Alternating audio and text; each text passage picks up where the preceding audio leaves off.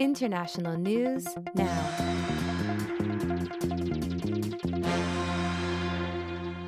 Welcome to International News Now. And so we're going to start our first broadcast of this section with a discussion of North Korea and the continuing fallout from their a recent series of nuclear weapons tests and missile tests that have placed the Korean Peninsula and arguably the whole region and even the world on high alert. And we're going to start this discussion with a chronology of actions taken by North Korea since earlier this summer that have really precipitated this most recent crisis. And then we are going to take a step back and ask why North Korea is pursuing nuclear weapons in the first place, and what viable options then, to kind of conclude, if any, are available for the United States and its allies to try to prevent North Korea from continuing its nuclear program and eventually to try to disarm it. So first, what has happened? Now, you can go back as years, but I'm going to stick to recent events and start in July. And on July 4th, there was a successful test of an ICBM, and it was timed to coincide with the July 4th festivities around Independence Day, because the North Korean leadership does that kind of stuff, and to send a message that to the United States on its national holiday that North Korea is threatening them, right? And so there was a successful test of an ICBM that could reach the United States on July 4th, and again then on July 28th. And so that was a major development. Next, on August 9th, North Korea started to issue statements that they would target and threaten Guam, an American territory, with these new missiles and weapons, making various grandiose claims about what they could do to Guam with their weapons. And that happened on August 9th. And then on August 29th, again, just several weeks later, North Korea launches another missile test, this time over the country of Japan, to showcase its capabilities in the region. And then shortly thereafter, on September 3rd, there was the successful test of a very powerful atomic weapon that may be, and experts are still sort of combing through the evidence to determine this, it may have been a hydrogen bomb.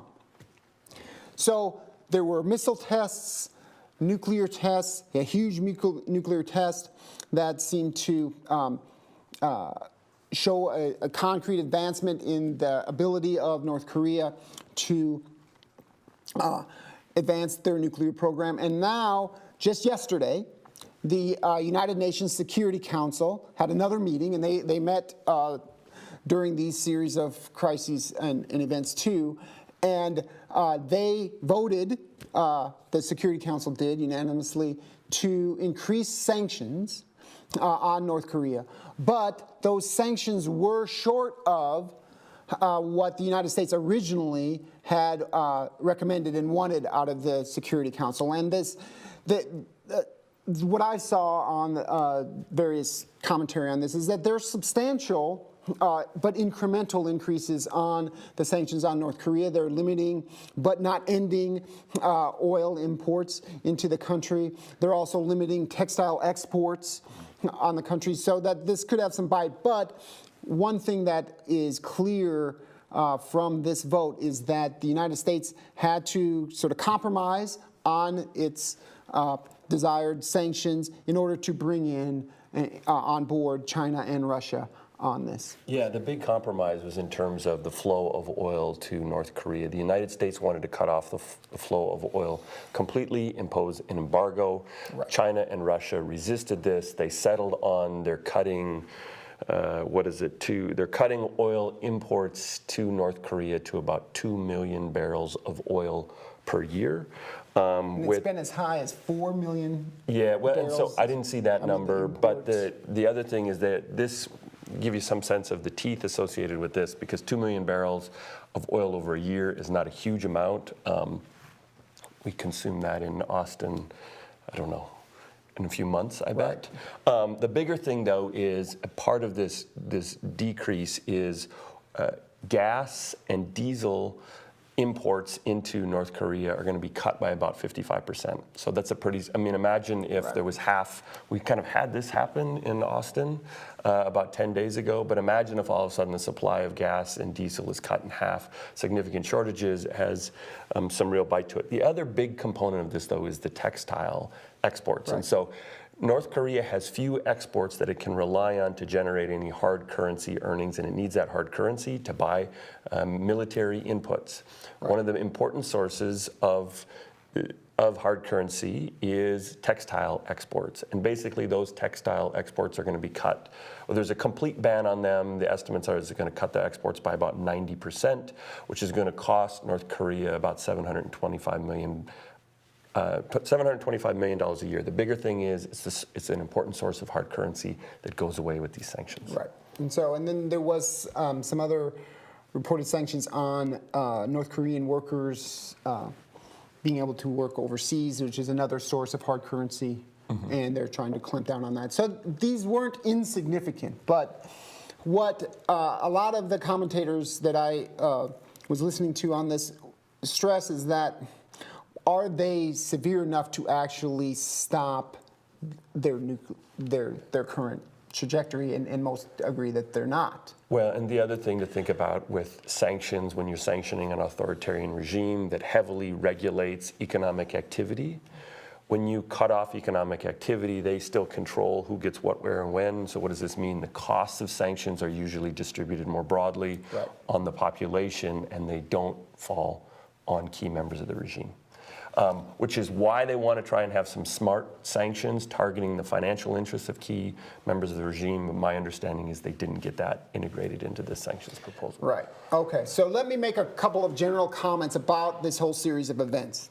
First, these nuclear and missile tests mark a very significant advance in North Korea's nuclear program, really over just the last few months, which is why there's so much concern surrounding this.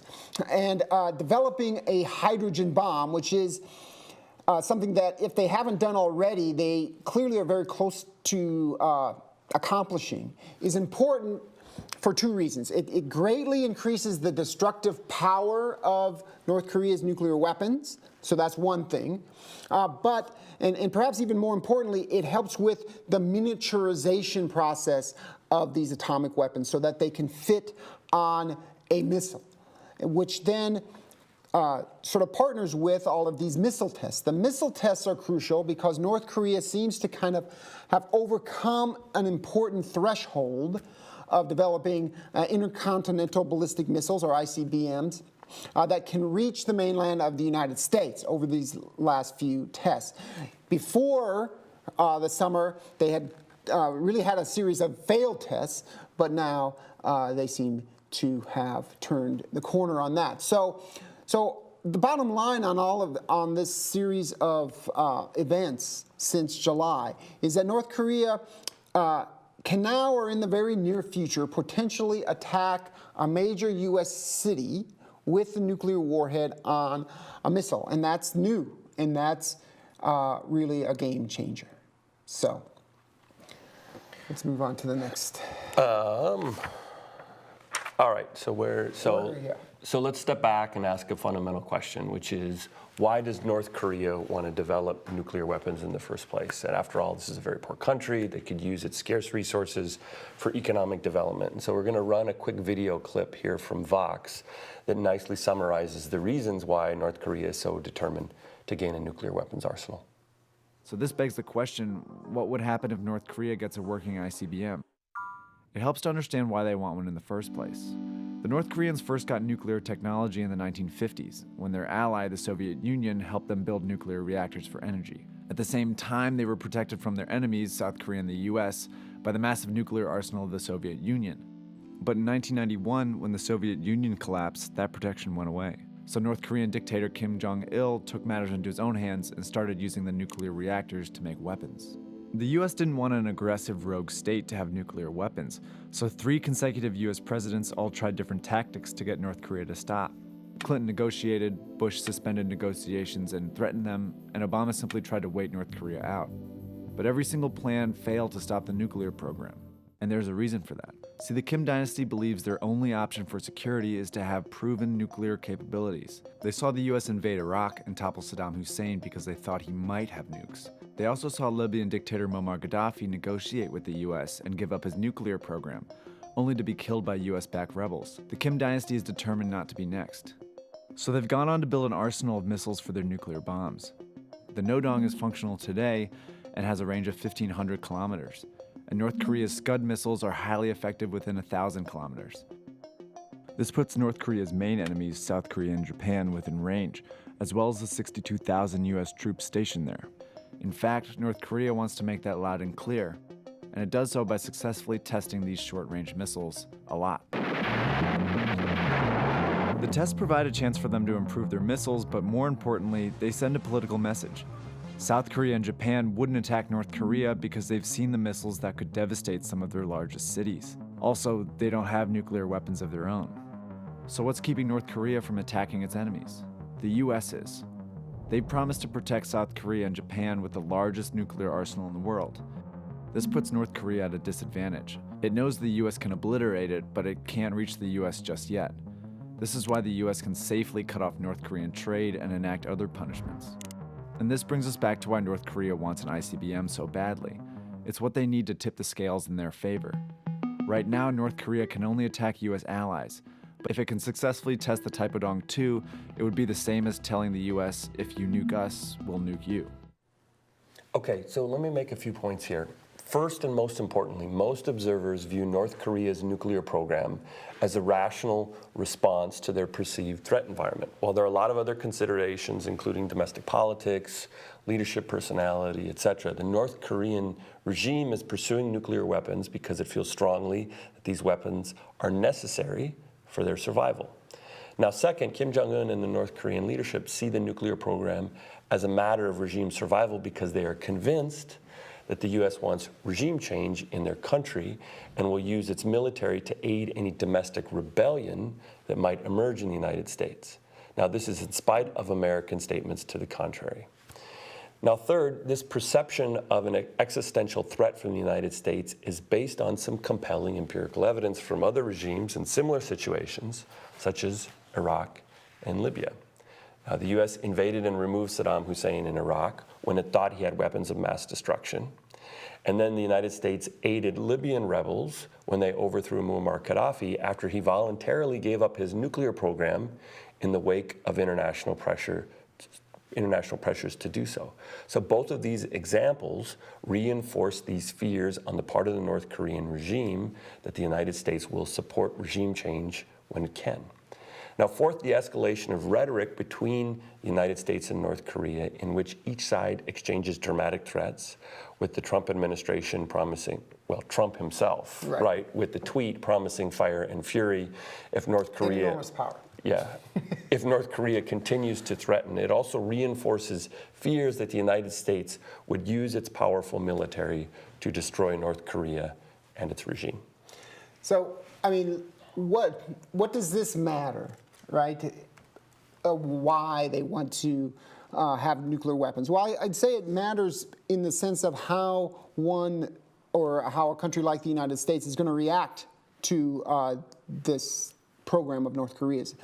If it sees nuclear weapons as its one way or its only way to survive as a regime, then there's not a lot of instruments to get it off track of that. And so, you know, we can talk about how the sanctions need more bite, but if this is the case, that North Korea is bound and determined to have a nuclear weapons arsenal because it thinks it will be extinguished by the United States or some other country if it doesn't, then there's virtually nothing, especially for an authoritarian regime that controls the whole country, that you can do economically or otherwise to get them off of that. Well, and at the heart of this... And so it's hard. Well, and the heart of this, and we talked about this, and another way to reinforce this, the strategic problem here, and many people argue, it's called, and we're going to talk about this later on in the semester, it's called the commitment problem. And the commitment problem actually emanates from inside the United States. And this is a problem associated with contracting over time when you make a promise at one point, and the question is, can you fulfill that promise at some point in the future? What's the basic commitment problem here? The United States struggles or can't commit to not do regime change in North Korea. And you say, well, why can't the U.S. do that? Why can't we just promise we're a democracy, we can penalize our leaders?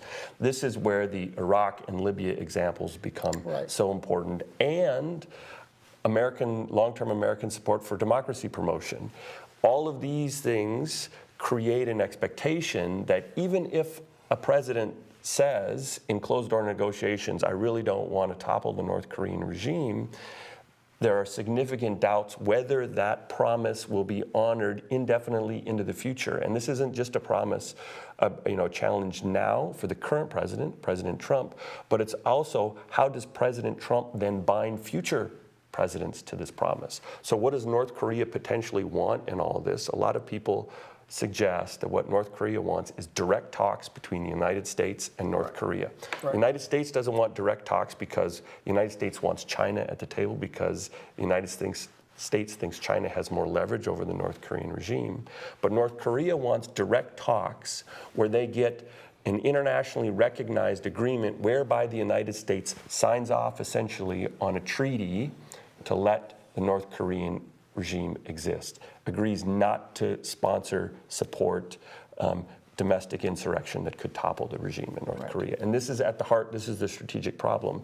And it's a challenge for the U.S. to make this, which then creates these incentives for North Korea to get nuclear weapons to try and create a situation of deterrence, nuclear deterrence between the two countries. Let's talk about why wouldn't the United States just have direct talks and sign whatever it needs to be signed if that's going to stop North Korea? Well, think about the incentive structure here.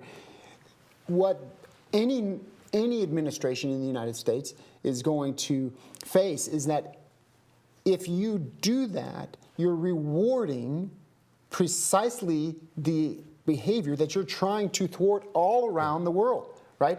You don't want a country to learn the lesson of North Korea saying, just build the nuclear weapons.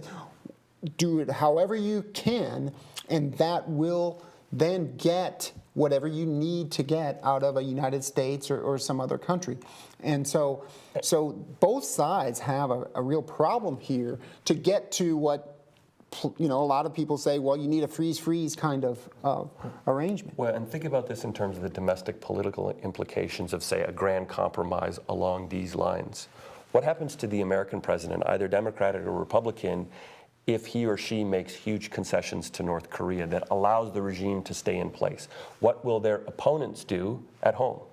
This president is weak on national security, weak on North Korea. You shouldn't vote for his party, and we should vote him or her out of office in the next election.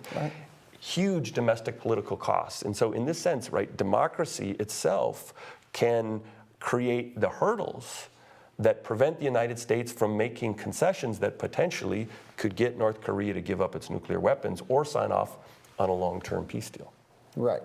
So what's the United States supposed to do? And so I'm going to start with a conclusion first, and then we're going to talk a bit about what we have here are three potential options, right? And there's more, but I wanted to keep it circumscribed.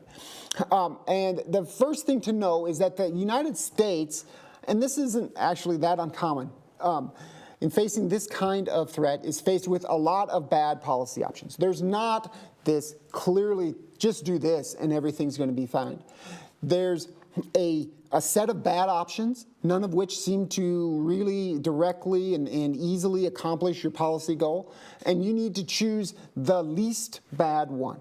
That is the task in front of this administration and the country. And the problem here is to try to figure out, okay, what are the least bad ones? Well, let's start from the top, the military option. And this, I think, is especially for a lot of citizens, you've got a country in the United States with this huge, sophisticated military, facing one of the poorest, least technologically sophisticated countries in the world. That mismatch always poses problems for most of us. Like, how can we not figure out a way to use this huge military here? And the problem is that any military option as it stands right now is in my view at least, the worst option, because it literally risks thousands and thousands of lives, millions risks, but who knows what the final number would be of citizens in South Korea in particular, but also Japan, which are key allies. And this is only from conventional weapons alone, much less any use of nuclear weapons. There's such a conventional force aimed at Seoul, Korea from the north that no one has an answer to, that if there was a military strike, they could strike South Korea's capital and kill untold thousands of people. And so once you put that on the table as a kind of unavoidable consequence of a military strike, that becomes something that very few people are willing to. Can I add something on this? So when Bannon, the president's advisor, resigned in the middle of August, part of the controversy was that he had given this interview that he thought was off the record, where he said, there is no military option in North Korea until someone tells me or solves the problem of how to prevent 10 million people in Seoul from getting killed in a conventional war, because Seoul is only, 30 miles from the border? 25 million people. Until somebody solves that problem, there's no military option. And this is in the midst, while the rest of the administration is saying there are military options on the table. And so it's created a lot of controversy, because obviously who's talking for the administration and what are they saying? When you have a senior advisor saying, there isn't a military option, and then senior generals saying, oh yeah, there's military options, it creates some uncertainty. Right. And so, okay. Now, what about sanctions? Well, perhaps sanctions are the least bad available option here. But the problem with the sanctions is that there's been a series of sanctions for a very long time on North Korea. And as we've already said, if this is an existential goal to have a nuclear weapons program because they think that that's the only way for the regime to exist and continue to exist, then the problem with sanctions is they don't seem to work. They don't seem to slow down North Korea's drive to a full-fledged nuclear program. One could perhaps imagine that there is some set of sanctions, an oil embargo or something that could potentially do the trick, but the problem with that is China, Russia, and other actors that the United States would need to impose those kind of sanctions just are not willing to go along with that. And so what you get is what we just had from the United Nations Security Council, another incremental increase in sanctions, an accomplishment, arguably, but one that doesn't seem to have what it takes to halt this process of North Korea developing nuclear weapons. And then finally and ultimately, there could and perhaps will be renewed talks of some sort, either multi-party talks, including China and the rest, or direct talks between the United States and North Korea. But that diplomatic solution, right, is still quite a long ways away for a lot of reasons related to the what we've already talked about, the constraints of democracy in the United States, and also in the problems with mistrust between the two countries and everything else that goes with that. And so we're stuck in a scenario that really doesn't allow for a lot of plausible options here. Now, before we move on to our next topic, we're going to just take a quick look at the polls that we did, and we asked a sort of philosophical question: what is the most important goal here? 54% of you said that the most important goal was to avoid war.